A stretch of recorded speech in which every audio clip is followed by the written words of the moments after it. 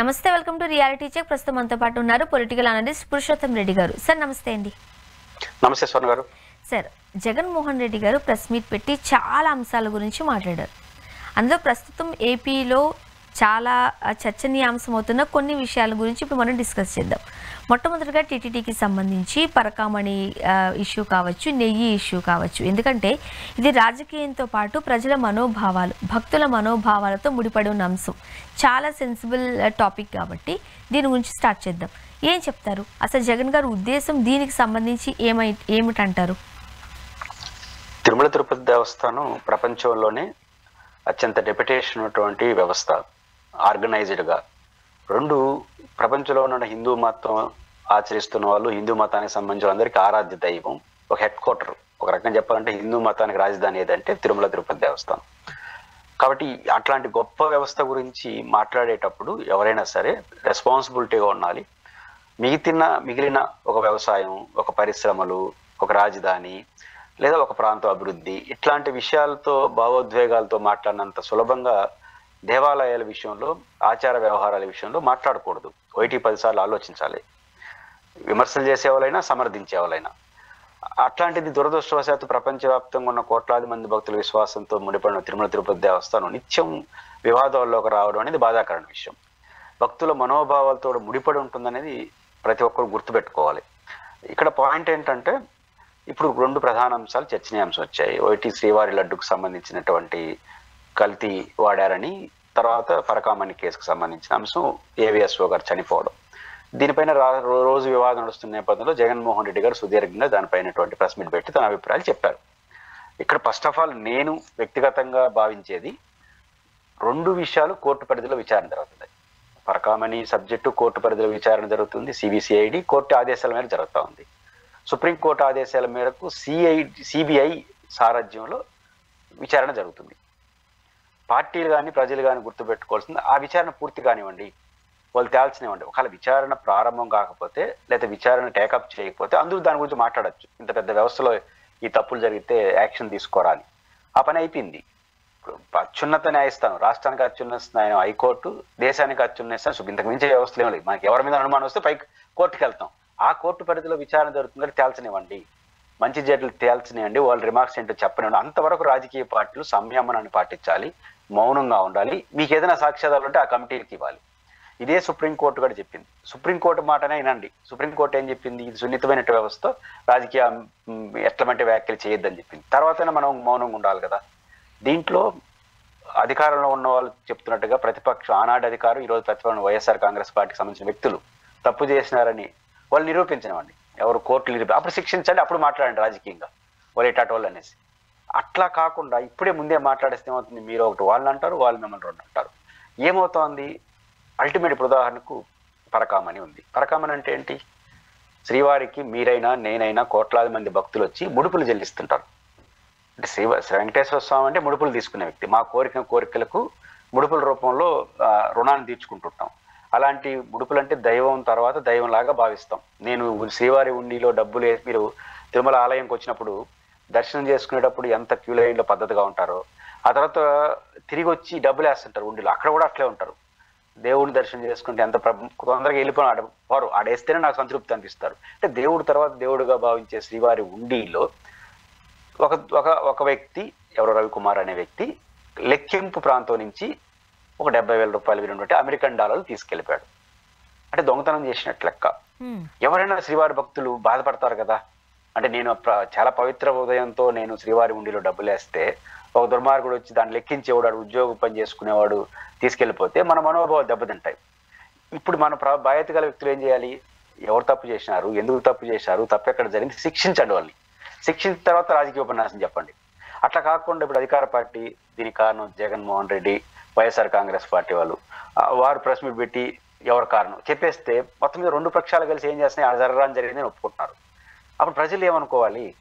వాళ్ళు వేసినటువంటి ఉండి కానుకలకు విలువ ఏమవుతుంది? కాబట్టి మౌనం వచ్చి ఉంటుంది. అయితే 2.2గా చూడాలి. జగన్మోహన్ రెడ్డి గారి ప్రెస్ మీట్లో కొంత ఎలాబరేటెడ్గా వాస్తవాలకు దగ్గరగానే చెప్పాడు. అలిగేషన్స్ పక్కన పెడదాం. తెలుగుదేశం ఏంటి, వైసీపీ ఏంటి అని అలిగేషన్స్ పక్కన పెడితే కొంత బాధ్యతాయుతంగానే ఆయన ప్రెస్ మీట్లో మాట్లాడారు. నెంబర్ 1 ఓపెన్ అయ్యాడు. ఇది మంచిది. నాకు ఇన్ని రోజులు వైఎస్ఆర్ కాంగ్రెస్ పార్టీ నుంచి ఒక లోపం జరిగింది. ఈ పరకామణి విషయంలో ఈరోజు ఓపెన్గా ఆయన ఒప్పుకున్నాడు. ఏంటది? రవికుమార్ అనే వ్యక్తి, అంటే ఆయన టీడీ ఎంప్లాయీ కాదండి, చాలా మంది తెలిసిన టీడీ అనుకుంటారు. ఆయన పరిచారక్. నేను జగన్మోహన్ రెడ్డి క్లర్క్ అన్నాడు కానీ పరిచారక్ ఫ్రమ్ జియర్. జియర్ పెద్ద జియర్లు చిన్న జియర్లను పెద్ద వ్యవస్థ, టీటీడీలో సాంప్రదాయాలని వాళ్ళే నిర్ణయిస్తుంటారు. అక్కడ పనిచేసే వ్యక్తి ఇక్కడ మీరు అనొచ్చు టీటీడీ ఎంప్లాయీ కాకుండా ఆయన ఎందుకు వచ్చారు లోపలికని, అది సాంప్రదాయం. వాడు సంతకం పెట్టాలి. పరిచారక్ అనే జియర్ వ్యవస్థ నుంచి ఒక ప్రతినిధి వచ్చి సంతకం పెట్టాలి. లెక్కించినప్పుడు చాలా కట్టుదిట్టమైన ఏర్పాట్లు ఉంటాయి. టీటీడీలో సీసీ కెమెరాలు ఉంటాయి. ఎవడు ఆడ దొరికాడంటే అర్థం ఏంటి? చాలా వ్యవస్థ బాగుందనే. చాలా ఆలయాల్లో దొరకరు కాబట్టి దొరికాడు. 72,000తో ఎంతో దొరికినాడు, పట్టుకున్నారు. 70,000 స్వాధీనం చేసుకున్నారు. అప్పుడున్న ఏవిఎస్ ఇప్పుడు మరణించని కేసు పెట్టాడు. ఆ తర్వాత అతను పాయాచేతంగా భావించి దాదాపు 14 కోట్ల చిల్లర అంటున్నారు రిజిస్ట్రేషన్ వాల్యూ. పబ్లిక్ మార్కెట్ 70 కోట్లు అంటున్నారు. ఇది నేను పాప పరిహారంగా నేను పరిచారకగా వచ్చినప్పటి నుంచి ఈ రోజు వరకు నేను సంపాదించిన యావదాస్తిని పాప పరిహారంగా దేవుడికి ఇచ్చేస్తాను. ఇప్పుడు మనం కూడా శ్రీ వెంకటేశ్వర స్వామికి ఉండిలు కట్టేస్తారు, తప్పు చేస్తాం క్షమించు మహానుభావాన్ని ఉండిలో డబ్బులు వేస్తుంటాం పాప పరిహారం కోసం. అట్లే నేను శ్రీవారికి ఇచ్చేస్తాను అని అన్నాడు. జగన్ గారు చెప్పిన లెక్క ప్రకారం ఇచ్చేస్తానన్నాడు. అతన్ని 70,000 తీసుకునేసినారు. అరెస్ట్ చేస్తే 6 రోజులు 10 రోజులు నెల రోజులు అరెస్ట్ అవుతాడు, బయటకు వచ్చాడు. సస్పెండ్ చేయడానికి కూడా అవకాశం, ఎందుకంటే is not a TD employee కాబట్టి అయిపోతుంది. ఆ 70,000తో అయిపోయింది. అలా కాకుండా యావదాస్తిని తీసిచ్చేసాం కదా, ఇంత విలువ చేసే ఆస్తిని. అలాంటి దాన్ని దృష్టిలో పెట్టుకొని ఆ రోజునటువంటి జ్యుడిషియరీ వ్యవస్థలో ఉన్న పెద్దలు అందరూ కలుపుకొని రాజీపోయినాము. ఎందుకంటే వాడు యావదాస్తి ఇచ్చేసినాడు కాబట్టి. మామూలుగా దొంగతనం కేసు అంతా ఆడికి అయిపోతుంది. అలాంటిది దొంగతనం చేసిన పాపానికి చేసినాడు కదా, ఇది తప్పేంటి అనేది జగన్ గారు వాదన. ఇప్పుడు ఈరోజు వైసీపీ కరెక్ట్గా చెప్పింది. ఇన్ని రోజులు ఆ టెక్నికల్ పాయింట్స్ ఈ టెక్నికల్ పాయింట్స్ చెప్పుకొచ్చారు. కానీ జగన్ గారి కాన్సెప్ట్ ఏంటంటే 70,000 దొరికినాడు, ఏమీ చేయలేము, సస్పెండ్ చేయడానికి ఎంప్లాయీ కాదు, అరెస్ట్ చేస్తే వారంకో 10 రోజులకో నెలకో జైలు బయటకు వస్తాడు, తర్వాత జరిగేది మామూలు అయిపోతుంది. అలాంటిది వాడు యావదాస్తిని టీటీడీకి ఇప్పించడం ఒక మంచి పని కదా. పవించి 20 ఏళ్ళుగా వాడు తప్పు చేస్తా ఉంటే వాడిని లాక్కొచ్చి అరెస్ట్ చేసింది మా ప్రభుత్వ హయాంలోనే కదా. ఏం తప్పు చేసాం? ఏదైనా ప్రొసీజర్ ల్యాబ్స్ ఉంటే అది కూడా చాలా నిజాయితీగా చెప్పినాడు. ప్రొసీజర్ ల్యాబ్స్ అంటే అర్థం ఏంటంటే ఏవిఎస్ఓ గారు కేసు పెట్టారు, ఆయనే విత్డ్రా చేసుకున్నాడు. చేసుకోకూడదు. ఏంటంటే ప్రొసీజర్ ఏంటంటే వానర్ ఎవరు? దేవుడు కదా. దేవుడు డబ్బు అయింది, దేవుడు డబ్బు, ఏవిఎస్ఓ డబ్బు కాదు. కాబట్టి ఏవిఎస్ఓ కేసు పెట్టినా విత్డ్రా చేసుకోవాల్సిన దేవుడు ప్రతినిధి ఎవరు? Executive officer TTD trust board. వాళ్ళ ఆమోదం అధికారికంగా లేకుండా ఈయన చేసుకోవడం అనేది ల్యాబ్స్. నెక్స్ట్ దానిపైన చర్య తీసుకోండి. జగన్ గారు చాలా నిజాయితీగా ఆ విషయంలో మాట్లాడు. జరిగిన విషయాల్లో మేము చేసింది ఏంటో చెప్పాడు. ల్యాబ్స్ ఉంటే చర్యలు తీసుకోండి, రాజకీయ రచ్చ చేయొద్దు అన్నాడు. నేను దీన్ని ఆహ్వానిస్తున్నాను. రెండు, ప్రభుత్వం ఏం చెప్తుంది? ప్రభుత్వం చెప్పట్లేదు కానీ అధికార పార్టీ వాళ్ళు, వాడు 70,000 దొరికినాడు, 14 కోట్ల రూపాయలు విలువ చేసే రిజిస్టర్స్ వాల్యూ డబ్బులు ఇచ్చినాడంటే అంత అమాయకంగా ఇచ్చినాడా? ఇంకెంత సంపాదించినాడు? ఈ మొత్తం ఎవరో దేవుడికి 14 కోట్లు ఇచ్చి ఈ మధ్యలో ఉన్న వాళ్ళు ఎంత తిన్నారు? ఇది బయటికి రావాలని వాళ్ళు అంటున్నారు. ఇది పంచాయతీ ఇదే కదా. వాళ్ళేమో ఇది మంచి చేసినాం అని జగన్ గారు అంటున్నారు.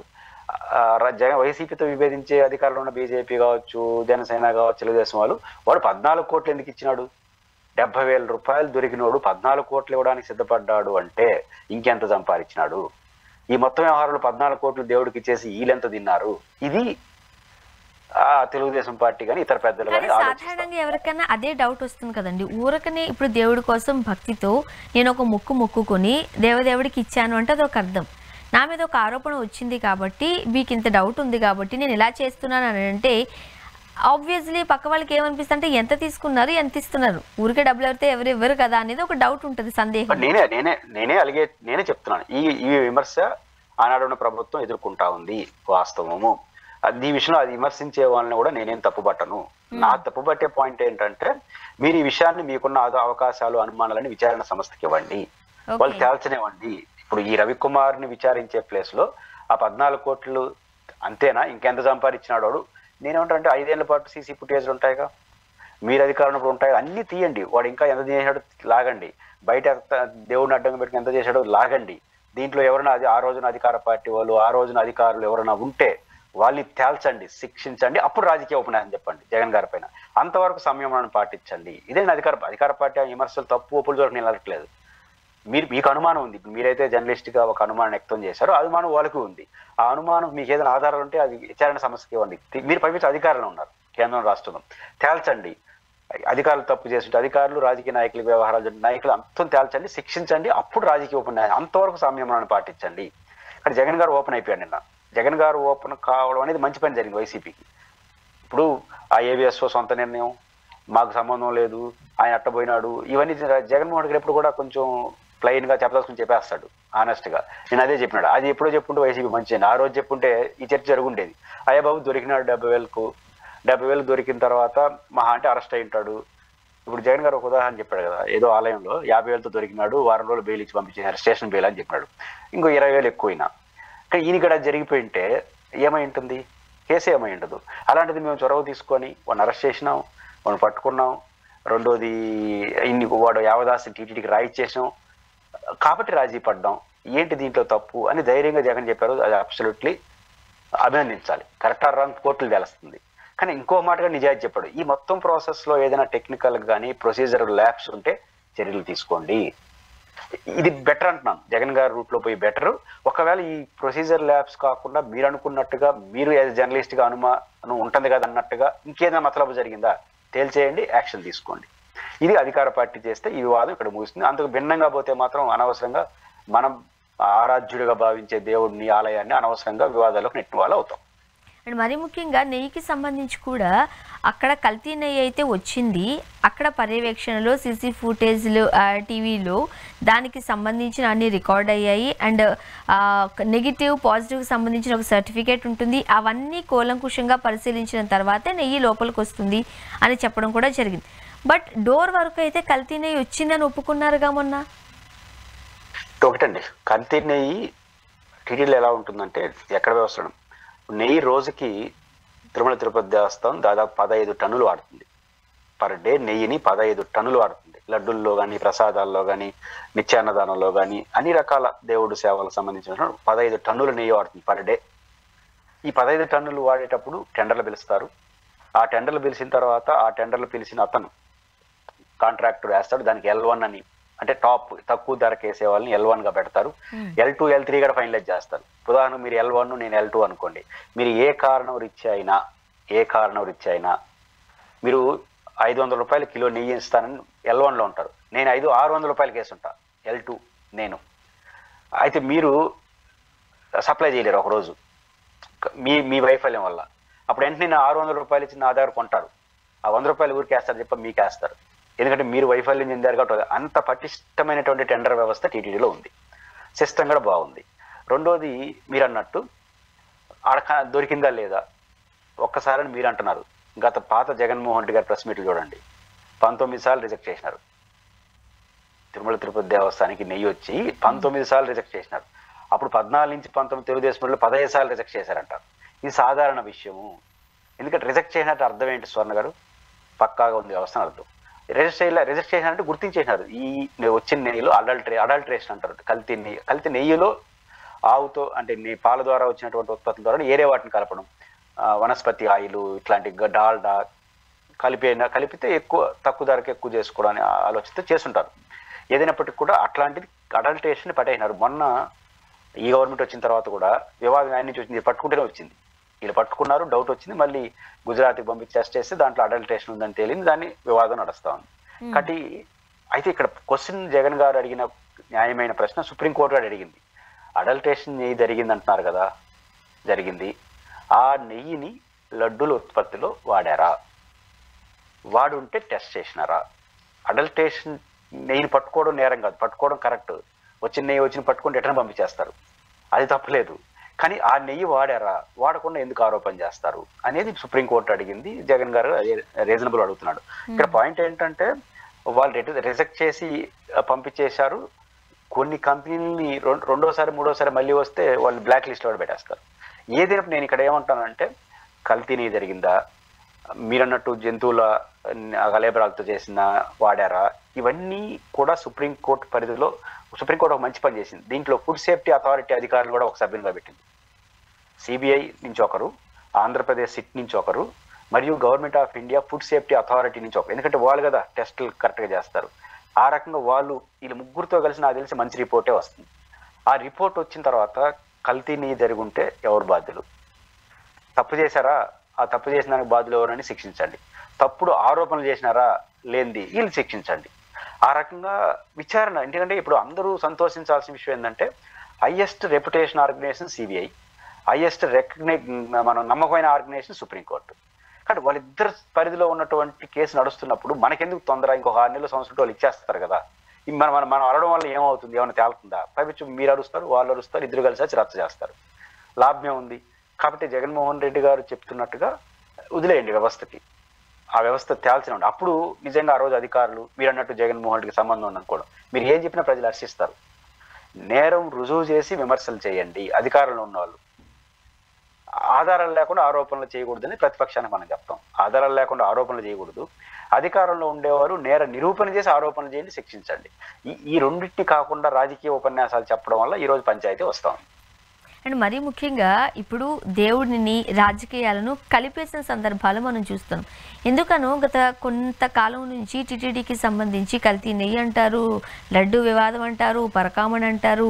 వీళ్ళు ఆరోపణలు చేస్తే నేను లై డిటెక్టర్కి సిద్ధం, మీరు దేవుడిని రాజకీయాల్లోకి లాగద్దంటూ మళ్ళీ రాజకీయ నాయకులే చెబుతూ ఉంటారు. వాళ్ళే రాజకీయం చేసి ఓవరాల్గా ఏం చెప్తారు?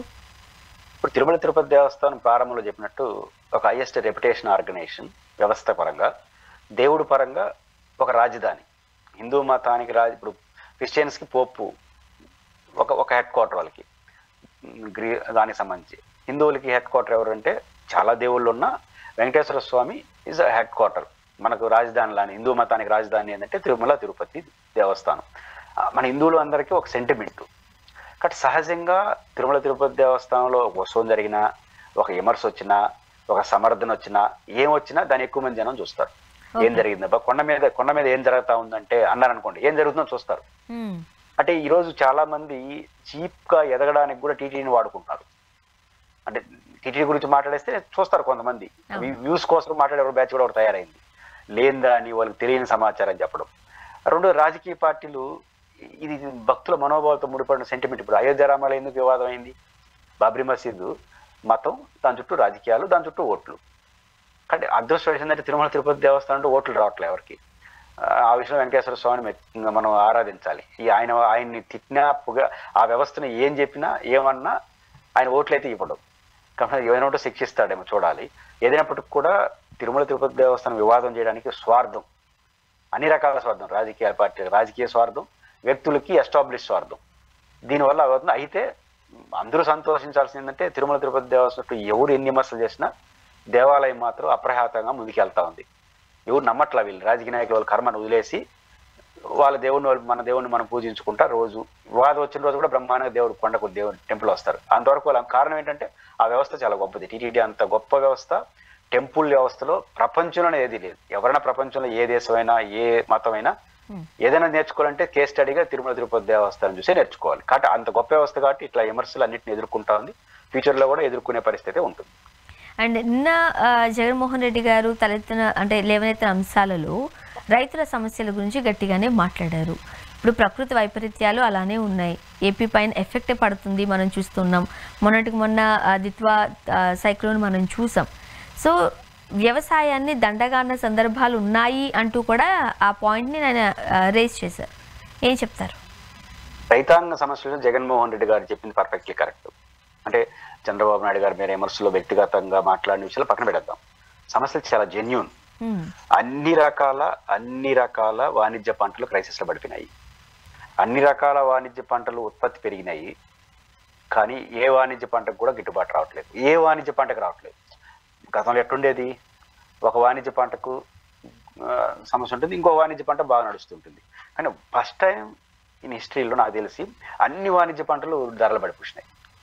పొగాకు రైతులది సమస్య ఉంది, పత్తి రైతులది సమస్య ఉంది, తర్వాత మామిడి రైతులది సమస్య ఉంది, అరటి రైతులు, చీనీ రైతులు, ఉల్లి రైతులు, ఈ రైతులు ఏంటి అన్ని రకాల రైతులతో ముడిపడినట్టు వాణిజ్య పంటలు అందరూ వాణిజ్య పంటలకు పంట యొక్క గిట్టుబాటు ధర ఉండట్లేదు. ఇది చాలా విషాదపరంగా ఉంది. దీని ప్రభుత్వం ఏం చేయాలి? నెంబర్ 1, ప్రభుత్వం కారణం 10% ఉంటుంది, 90% పరిస్థితుల కారణం. అంటే ఇంటర్నేషనల్ మార్కెట్లో ఉన్న ఇబ్బందులు, మార్కెట్లో ఉన్న ఇబ్బందులు ఉంటాయి. ఒకసారిగా ప్రభుత్వమే కారణం కాకపోవచ్చు. కానీ ప్రభుత్వం గెస్ చేయాలి, ఫోర్కాస్ట్ చేయాలి, తను చేయగలిగింది చేయాలి. జగన్మోహన్ రెడ్డి గారు దాన్నే నిన్న గట్టిగా ప్రస్తావించాడు. ఏంటి ప్రభుత్వం చేయగలిగింది? ఈ ప్రభుత్వం తప్పు ఎక్కడ జరిగింది? జగన్ గారు సూటిగా అడిగిన ప్రశ్న ఏంటంటే, ఇంకా మామిడి రైతుల సమస్యలు ఎన్నున్నా చాలాసార్లు మాట్లాడుకున్నా, ఒకటి ఇన్సూరెన్స్. ఇది చాలా కీలకమైంది.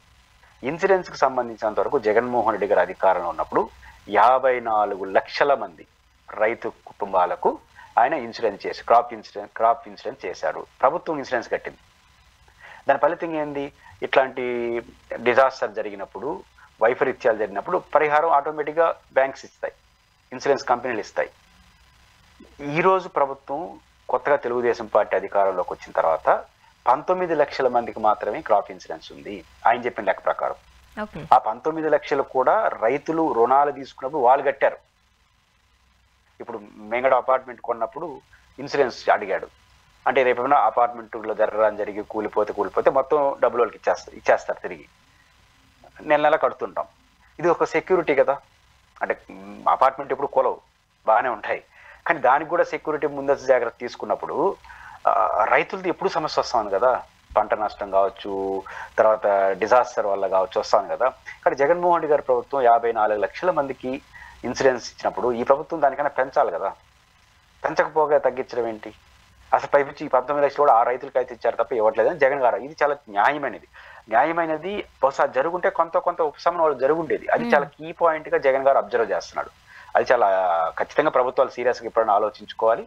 అదేవిధంగా ఇచ్చిన హామీ ప్రకారం రైతులకు ఇవ్వాల్సినటువంటి సబ్సిడీస్ కావచ్చు, ఇంకోటి కావచ్చు, పంట నష్టానికి పరిహారం కావచ్చు, వరదల వల్ల లేకపోతే మామిడి రైతులకు ఇచ్చేయాల్సింది ప్రభుత్వం ఇవ్వాలి.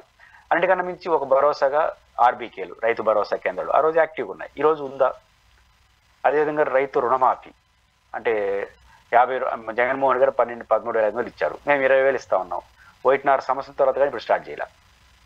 గతం ఏమయ్యాలి? బస్ అదన్నా ఇచ్చుంటే పెట్టుబడి సాయం కొంత రిలీఫ్ వచ్చిండేది. ప్రభుత్వం తాను చేయగలిసిన రిలీఫ్ యాక్టివిటీ, తాను చేయాల్సినటువంటి ఇన్సూరెన్స్ లాంటివన్నా చేస్తుంటే ఎంతో కొంత రైతులకు ఉపశమనం జరుగుండేది. ఈ పని చేస్తుంటే తెలుగుదేశాన్ని మనం తప్పట్టాల్సిన అవసరం. ఎందుకంటే ఇంటర్నేషనల్ మార్కెట్లో వచ్చిన సమస్యలు ఆయన ఏం కారణం కాదు, ప్రపంచ దేశాలంతా కారణం ఏంటాయి. కాబట్టి ఇన్సూరెన్స్ ఫోర్కాస్ట్ చేయడం, కొంత ప్రభుత్వం ఇవ్వాల్సిన నిధులు సహకరించడం, ఈ 3 కానీ తెలుగుదేశం ప్రభుత్వం చేస్తుంటే విమర్శలకు గురైండేది. ఈ 3 ఎందుకో చేయకపోవడం వల్ల ఈరోజు జగన్ గారు దాన్ని సీరియస్గా మాట్లాడారు. అండ్ మరీ ముఖ్యంగా ఏపీలో రెడ్ బుక్ రాజ్యాంగం గురించి మాట్లాడుకుంటూనే ఉన్నాము. ఈ 2-3 రోజుల నుంచి మనం చూస్తాం, ఏదైతే చంద్రబాబు నాయుడు గారి పైన కేసులు ఉన్నాయో అవి విత్డ్రాల్ చేసుకోవడము, లేకపోతే అసలు ఏమీ లేదు అన్నట్టుగా తేల్చడము, వాళ్ళ కేసులు వాళ్లే విత్డ్రాల్ చేసుకుంటున్నారు అనేది ఏపీలో గట్టిగా వినిపిస్తున్న మాట. ఇది మంచి పరిణామమేనా? ఏం జరుగుతోంది? నిన్నటి వరకు రెడ్ బుక్ అంటే జగన్ గారు చెప్పింది ఏంటంటే వైసీపీ కార్యకర్త మీద కేసులు, అరెస్టులు, దాడులు, ఇదే రెడ్ బుక్ గా చెప్పాడు. ఇప్పుడు చంద్రబాబు నాయుడు గారు కేసులు విత్డ్రా కూడా రెడ్ బుక్ లో కలిపేసినాడు. మనం ఇంతకుముందు కూడా చెప్పాం, కేసుల్లో సాక్ష్యం ఉందా, ఆధారాలు ఉన్నాయా లేవా అన్నది మనం చెప్పలేము, లేకపోవచ్చు కూడా చంద్రబాబు గారు పెట్టిన ఫైనాన్స్ అఫెన్స్ కేసుల్లో. కానీ ప్రజలు ఏమనుకుంటారు అనేది ఇంపార్టెంట్ కదా. ఇప్పుడు చంద్రబాబు నాయుడు గారు ప్రతిపక్షంలో ఉన్నప్పుడు ఒక అధికారి కేసు పెట్టినాడు.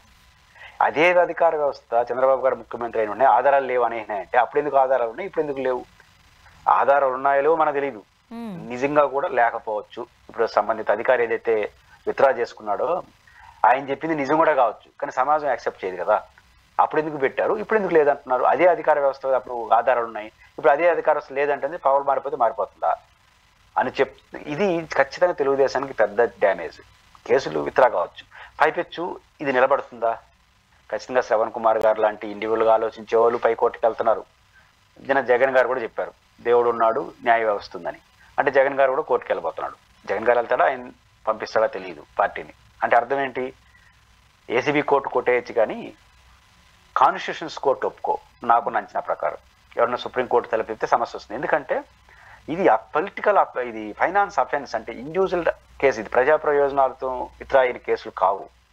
కాబట్టి ఒక అధికార వ్యవస్థ కేసు ఉందని పెట్టడం ఏంది, అదే అధికార వ్యవస్థ మళ్ళీ అధికారం పోయిన తర్వాత పోయటం అంటే ఇది రాంగ్ ప్రాక్టీస్ అని సుప్రీంకోర్టు కూడా అభిప్రాయం. కాబట్టి రేపు సుప్రీంకోర్టుకి కేసుని అప్పీల్ చేస్తే, సవాల్ చేస్తే ఇక్కడ ఏసీబీ కోర్టుది, అప్పుడు సుప్రీంకోర్టు స్టే ఇచ్చింది అనుకోండి, ప్రభుత్వానికి ఎంత డ్యామేజ్ అవుతుంది? ఇవన్నీ సమస్యలు వస్తాయి. లేదా నోటీస్ ఇచ్చిన సమస్యలు వస్తాయి. సరే, ఇవన్నీ దాటుకుంటారు. రేపు మళ్ళీ జగన్ గారు గెలుస్తాడు, మరి ఆయన మళ్ళీ రీఓపెన్ చేస్తాడు. ఏం సాధించినట్టు? రీఓపెన్ చేయొచ్చు. కోర్టు కానీ విచారణలో భాగం కొట్టేస్తే రీఓపెన్ చేయడానికి చాలా పరిమితులు ఉంటాయి, విచారించి కొట్టేస్తారు. కాబట్టి ఇప్పుడు విచారించుకున్న కేసుని విత్డ్రా చేసుకుంటా ఉంది వ్యవస్థ.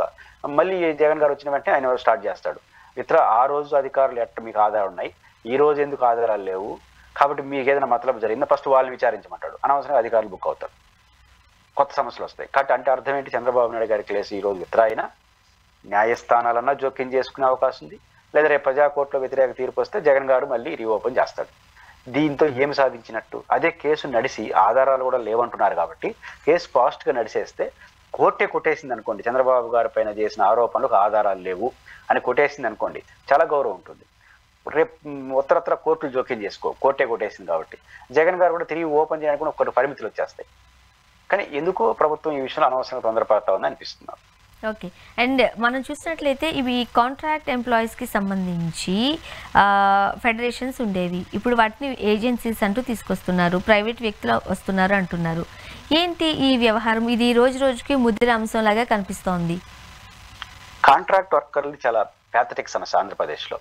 నిజానికి పర్మనెంట్ ఎంప్లాయీస్ కన్నా కాంట్రాక్ట్ ఎంప్లాయీసే ఎక్కువ మంది ఉన్నారు వివిధ వ్యవస్థల్లో. పైపెచ్చు ఇప్పుడు అటెండర్ ఉంటాడు, సాధారణ భాషలో మాట్లాడాలంటే అటెండర్ ఉంటాడు. పర్మనెంట్ ఎంప్లాయీ ఉన్న అటెండర్కి ₹1,00,000 వస్తూ ఉంటుంది ఇప్పుడు జీతం.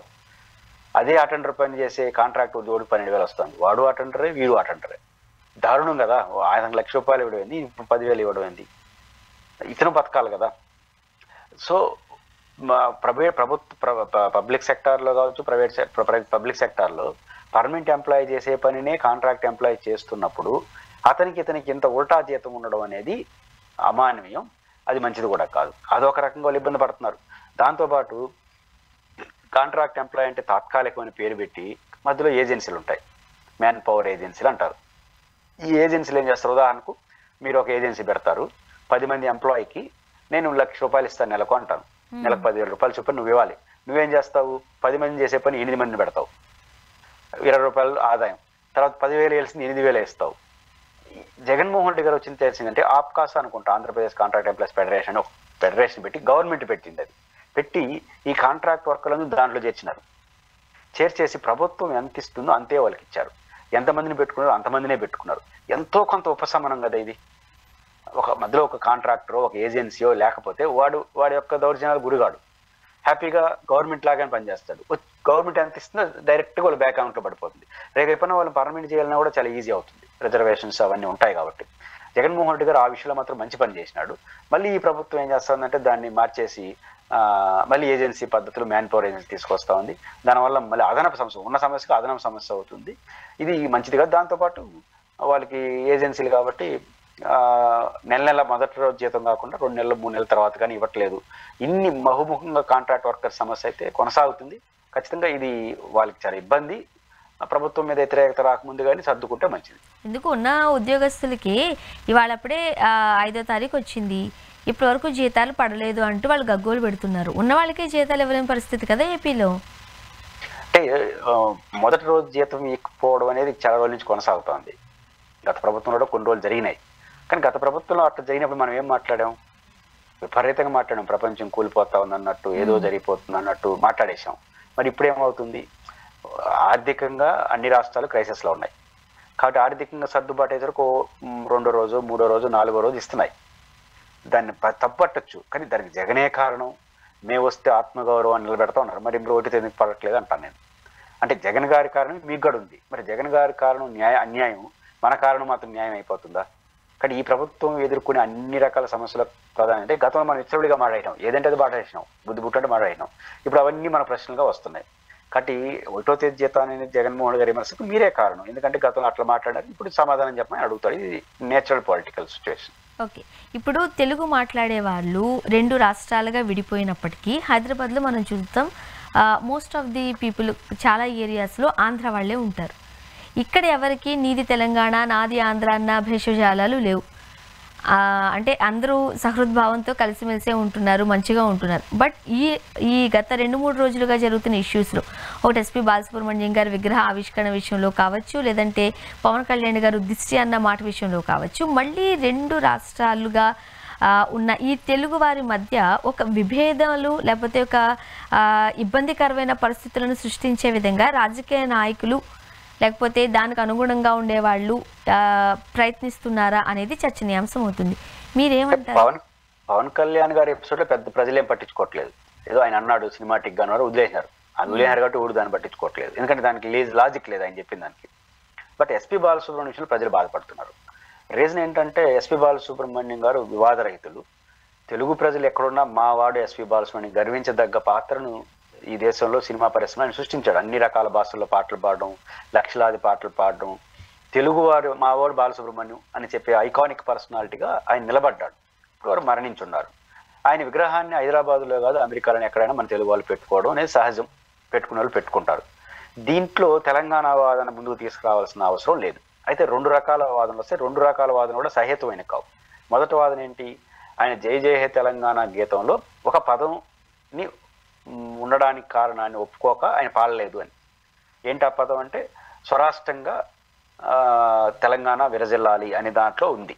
అంటే సపరేట్ రాష్ట్రం. అప్పుడు ఉద్యమాలు జరుగుతున్న సమయంలో వాళ్ళు చెప్తున్నది. ఇప్పుడు చనిపోయినారు వాళ్ళు, వారేమో సాక్ష్యాలు కూడా చెప్పలేరు, ఏం జరిగింది కూడా చెప్పలేరు. కానీ ఈ వ్యతిరేకించే వాళ్ళు చెప్తున్న మాట ఏంటంటే ఆయన నేను సమైక్యవాది అని చెప్పినాడు అన్నాడు. ఆయన అభినందించాలి. సమైక్యవాది అన్నందుకు కాదు, నిజాయితీగా ఉన్నాడు.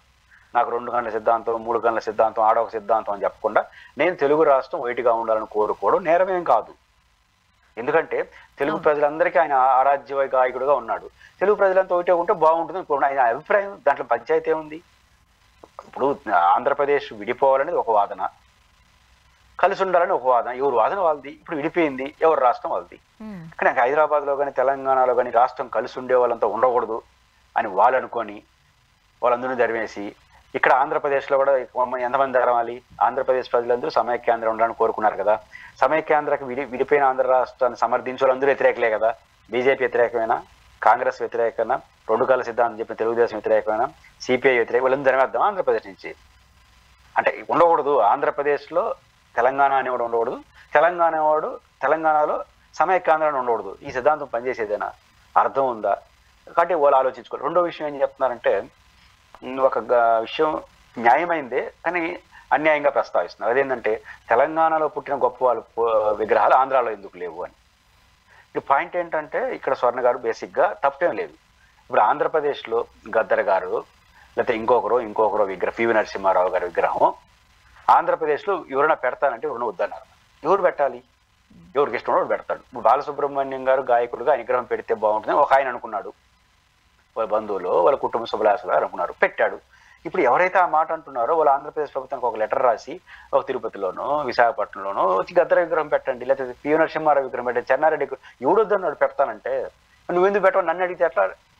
పాయింట్ ఏంటంటే మీ అభిమానం మీద నా అభిమానం. అది ఎవరో అభిమానించే వాళ్ళు బాలసుబ్రహ్మణ్యం పెట్టారు. ఆంధ్రప్రదేశ్లో కూడా గద్దర్ని అభిమానించే వాళ్ళు, పివి నరసింహారావు మంచి వాళ్ళు ఉన్నారు కదా, వాళ్ళు పెట్టమని లేకపోతే మీరే వచ్చి పెట్టండి.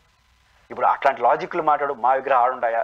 ఆ మాట్లాడే పెద్ద మనుషులు నేరుగా ఆంధ్రప్రదేశ్కి వచ్చి మేమందరూ సహకరిస్తాం. చెన్నారెడ్డి గారు కావచ్చు, పివి నరసింహారావు కావచ్చు, జలగం వెంగళరావు గారు కావచ్చు, ఎంతమంది జైపాల్ రెడ్డి గారు కావచ్చు, వాళ్ళ విగ్రహాన్ని ఆ మాట్లాడే వాళ్ళు నేరుగా తిరుపతిలోనో విశాఖపట్నంలోనో విజయవాడలో పెట్టండి. ప్రభుత్వం పర్మిషన్ ఇస్తుంది, మేము కూడా సహకరిస్తాం. ఒకవేళ ఆంధ్రప్రదేశ్ ప్రభుత్వం ఇక్కడ ఏం పని తెలంగాణ కంటే మేమందరూ మీకు సపోర్ట్ చేస్తాం. కానీ పెట్టేవాళ్ళు పెట్టండి. కానీ మా ఎందుకు పెట్టలేదంటే ఎవరు అడుగుతున్నావు? గాల్లో అడుగుతున్నావా? అది కరెక్ట్ కాదు. కాబట్టి మీరు పెట్టదలుచుకున్నా మీరు పెట్టండి, పెట్టేవాళ్ళు పెడతారు. కాబట్టి ఈ బాలసుబ్రహ్మణ్యం గారి విగ్రహాన్ని ఇట్లా వివాదం చేస్తే తెలంగాణ సెంటిమెంట్ వస్తుంది అనుకుంటే అది పోయింది. తెలంగాణ సెంటిమెంట్ కాదు, ఆ రోజులు పోయినాయి. ఎందుకంటే 11 ఏళ్ళు అయింది ఇడిపోయి. ఇప్పుడు ఇడిపోయి భావోద్వేగాలు ఇంకా లేవు. ఇంకున్న ఇప్పుడు తెలంగాణ రాష్ట్రం కానీ ఒక వాదన, వద్దని ఇంకొక వాదన అయిపోయింది. విమర్శించుకున్నాం, కొట్లాడుకున్నాం, ధర్నాలు చేసినాం, అయిపోయింది. తెలంగాణ ఒకటి, ఆంధ్రప్రదేశ్ ఒకటి అయిపోయింది. ఇప్పుడు తెలంగాణ రాష్ట్రం బాధ తెలంగాణవి, ఆంధ్రప్రదేశ్ బాధలు ఆంధ్రప్రదేశ్వి. కాబట్టి ఇంక మీరు జై తెలంగాణ అన్నా ఇక్కడ జై సమైక్యం ఊడు స్పందించడు. కాబట్టి ఊడు బాధలు వాడికి ఉన్నాయి. కాబట్టి పవన్ కళ్యాణ్ గారి విషయంలో ఎందుకు స్పందించలేదు సమాజం? అందుకే స్పందించలేదు. ఇప్పుడు బాలసుబ్రహ్మణ్యం గారి విషయంలో బాధపడుతున్నారు. ఏంది ఇది పంచాయతీ, ఇంకా మళ్ళీ మొదలు తీసుకొస్తారు తప్ప ఎవరు వీళ్ళని సపోర్ట్ చేయరు. అది గమనంలో పెట్టుకుంటే మంచిది. ప్రభుత్వం కూడా దీన్ని సీరియస్గా ఆలోచించుకొని అందరి ఎవరి విగ్రహాలు హైదరాబాద్లో రాజశేఖర రెడ్డి గారి విగ్రహాలు లేవా? రాజశేఖర రెడ్డి గారు సమైక్యవాదే కదా. రామారావు గారి విగ్రహాలు లేవా? ఆయన సమైక్యవాదే కదా. కాబట్టి ఇప్పుడు అంటే ఏం చేద్దాం? నీలం సంజీవ్ రెడ్డి గారి విగ్రహాలు ఉంటాయి. బ్రహ్మానంద రెడ్డి గారి పార్క్ మీకు దగ్గర, మన స్టూడియో దగ్గరే ఉంది. ఏం చేద్దాం? వీటన్నింటినీ ఉమ్మడి రాష్ట్రంలో ఇది అర్థం లేనేటి. కాబట్టి ఖచ్చితంగా రాష్ట్రాలకు విడిపోయినాం, ఎవరు రాష్ట్రం వాళ్ళు బాగుండాలి. అన్ని రాష్ట్రాలు ఏ ప్రాంతంలో విగ్రహాలను, మా తిరుపతిలో ఐన్స్టీన్ విగ్రహం ఉంది. ఆయన మన దేశస్తుడు కాదు, మేమే పెట్టాం. ఐన్స్టీన్ విగ్రహం పెట్టాం. వాళ్ళు అడిగితే పెట్టాల, మాకు అభిమానం వచ్చింది మేము పెట్టాం. కాబట్టి ఇది అర్థం లేనిది. ఖచ్చితంగా ఎవరైతే గొప్ప ఉన్నారో, ఎవరైతే ప్రేమిస్తున్నారో ఏ ప్రాంతంలోనే ఎక్కడైనా పర్మిషన్ తీసుకొని పెట్టాలి. దాన్ని వివాదం చేయాల్సిన అవసరం అయితే ఒక తెలంగాణని చులకన చేస్తా, సంస్కృతిని అవమానిస్తా మాట్లాడే వాళ్ళు టాలరేట్ చేయకూడదు. బాలసుబ్రహ్మణ్యం గారు సమైక్యంగా ఉండాలి, ఆయన వాదన అది, ఇదేంటి పంచాయతీ. కాబట్టి ఆ యాంగిల్లో చూసుకుంటే మంచిది. చూద్దామండి. థ్యాంక్ యూ సో మచ్ అండి, మీ అభిప్రాయాలు పంచుకున్నారు. Thank you. ఇది వాళ్ళ రియాలిటీ చెక్. Stay tune.